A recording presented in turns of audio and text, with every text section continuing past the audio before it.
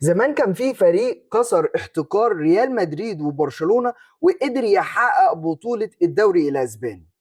وفي فريق تاني بقى عزيزي المشاهد كان بيلعب ربع نهائي دوري الابطال مع كل كبار اوروبا.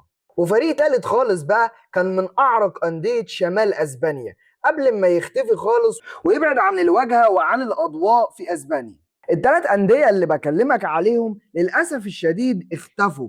في منهم نزل للدرجة التانية وفي منهم نزل للدرجة التالتة كمان عزيزي المشاهد، وبعضهم كمان عاش أسوأ سنوات تاريخه. ولكن عزيزي المشاهد التلات أندية اللي كل واحد عاش سيناريو مختلف، التلاتة قرروا يرجعوا الدوري الأسباني ويرجعوا في موسم واحد.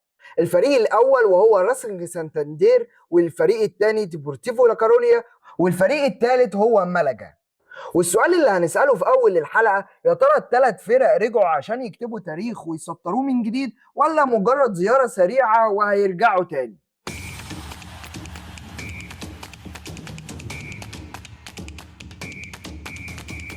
لما بنتكلم عن الثلاثة اللي صاعدين للدوري الأسباني، كل الجمهور أو كل اللي بيتابع بيفكر إن هم مجرد ثلاث أندية جديدة جاية الدوري. ولكن بقى للحقيقة عزيزي المشاهد، والثلاث فرق دول في يوم من الأيام عزيزي المشاهد كان الكبار بيخافوا منهم، سواء ريال مدريد أو برشلونة عزيزي المشاهد. فخلينا نرحب بيهم في الدوري الأسباني. خلينا نبدأ قصتنا النهاردة أو نبدأ حلقتنا بالفريق اللي جمهوره مستني اللحظة دي بقالهم أكتر من عقد كامل، راسخ سانتاندير عزيزي المشاهد. الفريق اللي اتأسس عام 1913 في مدينة سانتاندير في طبعا شمال أسبانيا، المدينة اللي شائع عليها طبعا إن هي مدينة هادية. ولكن جمهورها عزيزي المشاهد لما بيتفرج على الماتش أو بيكون في الاستاد فبيخلي حرفيا الاستاد عامل زي البركان. بعد موسم 2011 2012 عزيزي المشاهد اختفى الفريق لمدة 14 سنة، اختفى فيهم ونزل للدرجة الثانية. ومش بس الدرجة الثانية، لا ده كمان نزل للدرجة الثالثة عزيزي المشاهد. وخلال الفترة دي ما كانش بس اللي بيتصف في السوق هو الفريق في أرض الملعب، لكن كمان الفريق دخل أزمات مادية كانت هتأدي إن النادي دوت ينتهي عزيزي المشاهد. وخليني أقول لك إن في 2014 الجماهير اقتحمت اجتماع مجلس الإدارة، وكانت السبب الأساسي إن الإدارة وقتها تمشي وتسيب الفريق. ودي كانت نقطة التحول اللي في الفريق اللي قدر من خلالها إن هو يرجع وإن هو يقف على رجليه من جديد. لكن إحنا النهاردة بنتكلم عن الفريق وبنقول إن الفريق رجع عزيزي المشاهد.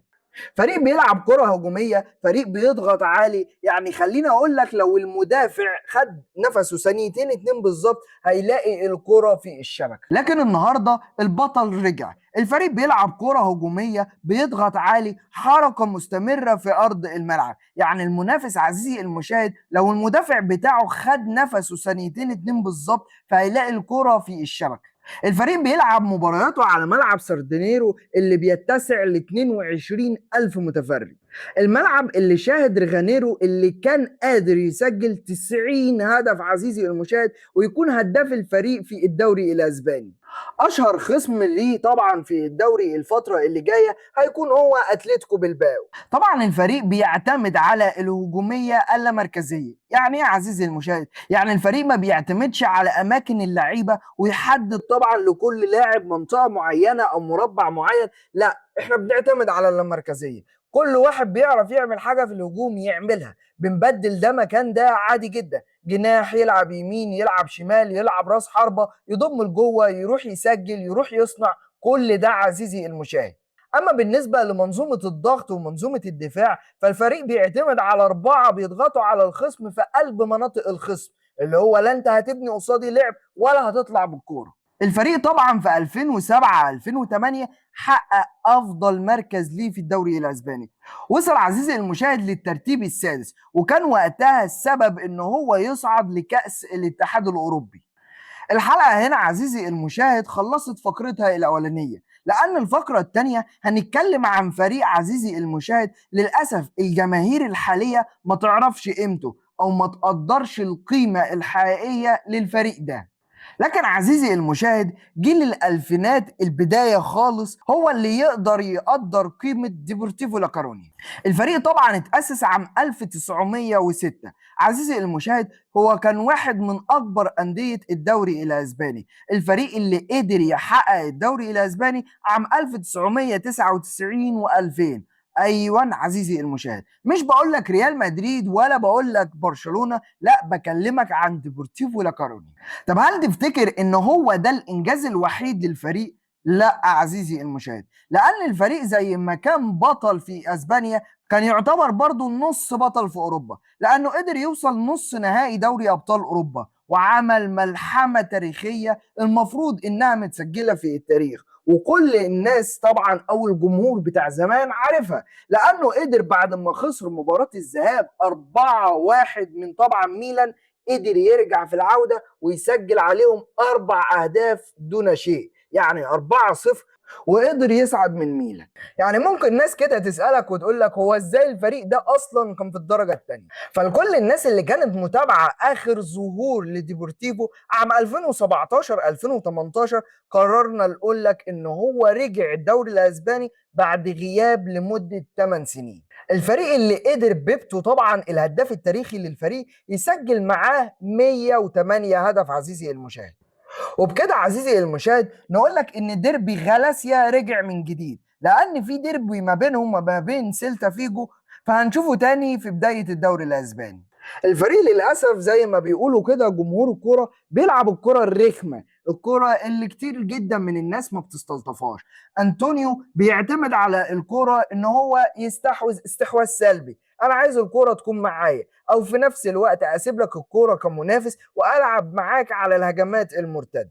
يعني في النهايه نقدر نقول ديبورتيفو رجع، وديربي غالاسيا رجع، ومنافس سيلتا فيجو كمان رجع عزيزي المشاهد. وزي ما قلنا ديبورتيفو مش حقق الدوري الاسباني بس، وكمان ما وصلش نص نهائي دوري الابطال، لا ده كان بطل كأس الملك مرتين عزيزي المشاهد. الحلقة ما خلصتش والحكاية كمان ما خلصتش، لان احنا قدام اكتر قصة وجعا عزيزي المشاهد. هنتكلم عن فريق كان بينه وبين بطولة اوروبا خطوة واحدة، خطوة واحدة بس كان هينضم ليه كبار اوروبا عزيزي المشاهد. الفريق اللي في 2013 خرج من ربع نهائي دوري ابطال اوروبا قدام بروسيا دورتموند في الوقت البدل ضايع، بعد ما بروسيا رزعتهم الهدف القاتل اللي كان تسبب في خروجهم من البطولة. يعني تخيل كده عزيزي المشاهد، الدقيقة جت 90 وجماهير ملقا كلها حرفيا بقت شايفة نفسها على بعد خطوة، او هي اصلا في نص نهائي دوري الابطال اللي هو احنا صعدنا ومش فارق معانا اي حد. وفجأة في لحظة بعد 3 دقايق بس عزيزي المشاهد كانت بره البطولة تماما من بروسيا دورتموند.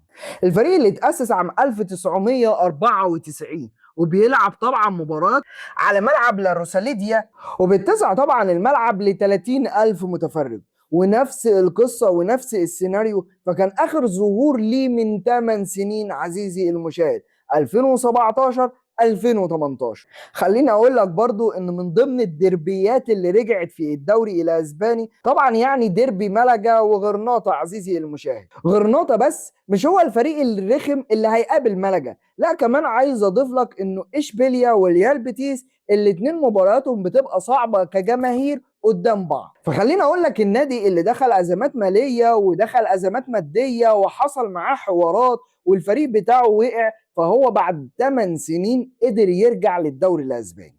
فريق ملقا من الفريق اللي تحب تشوف كورته، الفريق اللي تحب تتابعه. ليه بقى عزيزي المشاهد؟ مش عشان بيلعب هجمات مرتدة او عشان بيستحوذ على الكورة، لا عزيزي المشاهد، هو فريق بيحب يلعب اللعب المباشر اللي هو باص 2-3 انا وصلت لحد الشبكة، باص 2-3 انا عملت هدف او سجلت هدف او ضيعت هدف. بحب اللعب المباشر، اللعب اللي ما فيهوش بقى باص كتير او اللعب اللي ما فيهوش دفاع، وطبعا يعني اقعد ابني لعب مره واثنين وثلاثه واحاول ولازم انا غصب عني لو اللعيبه بتاعتي ما تقدرش تبني لعب، لا انا هبني لعب وهعمل كذا وكذا وكذا وهطلع زي ما انا عايز اطلع. لا خالص عزيزي المشاهد، بتتكلم على فريق باص 2-3 بيبقى داخل منطقه جزاء الخصم، سواء بقى هيسجل او ما قدرش يسجل. خلينا نقول ان راسل رجع بعد 14 سنه وديبورتيفو لاكارونيا رجع بعد ما كان بطل للدوري الاسباني في سنة من السنين، وكمان ملقا رجع بعد ما كان واحد من الناس اللي هتضاف لحلم التتويج ببطولة أوروبية، وهي أعظم بطولة أوروبية كدوري أبطال أوروبا، وخرج من ربع النهائي. خلينا نقول إن الموسم الجديد محدش هيهتم جامد قوي بالماضي، محدش هيهتم انت عملت ايه او صنعت ايه او وصلت لفين زمان، كله هيهتم انت هتقدر تقدم ايه، هل هتقدر تثبت نفسك وتكون واحد من ضمن الناس اللي هتكمل معانا في رحلة الدوري الاسباني، هل هتكون واحد من ضمن الناس اللي تكون مفاجأة وتكون من ضمن الحصان الاسود لبطولة الدوري الاسباني الموسم ده وتنافس الكبار سواء ريال مدريد او برشلونة. خلينا نقول مش تنافسهم عزيزي المشاهد قد ما نكون ممكن تعطلهم. وطبعا يعني زي ما بنتفائل لكل الفرق دي، فمضطرين نسأل برضه سؤال مهم: مين هيكون اول العائدين للدرجة الثانية في الدوري الاسباني وهيهبط ومش هيكمل معانا؟ فعزيزي المشاهد دي كانت اسئلة الحلقة دي، الاسئلة اللي المفروض تجاوب عليها في الكومنتات. وطبعا يعني في نهاية الحلقة ما تنساش اللايك والشير والاشتراك في القناة وتفعل زر الجرس عشان يوصل لك كل الحلقات. بنتكلم عن الصاعدين من الدوري الانجليزي، لو ما شفتهاش ممكن ترجع تشوفها، وبنتكلم عن الصاعدين للدوري الاسباني وهي الحلقه دي. وعندنا حلقات جايه كتير جدا سواء عن ريال مدريد او برشلونه، سواء بقى السوق الغريب اللي بيعمله ريال مدريد او التغيرات الجذريه في الفريق اللي هيكون فيها السبب وعوده ريال مدريد لتتويج بالبطولات، سواء بقى بطولات اوروبيه سواء بطولات محليه. فخلينا نشوف الموسم ده هيوصل معانا لحد فين. بس اهم حاجه في حلقات الموسم ده انك تكون مشترك معانا في القناه عشان يوصل لك كل الحلقات اول باول. عزيزي المشاهد كان معاكم ابراهيم محمد من قناه موجود، نتقابل في حلقه جديده من ورا الشاشه، ويلا بينا سلام.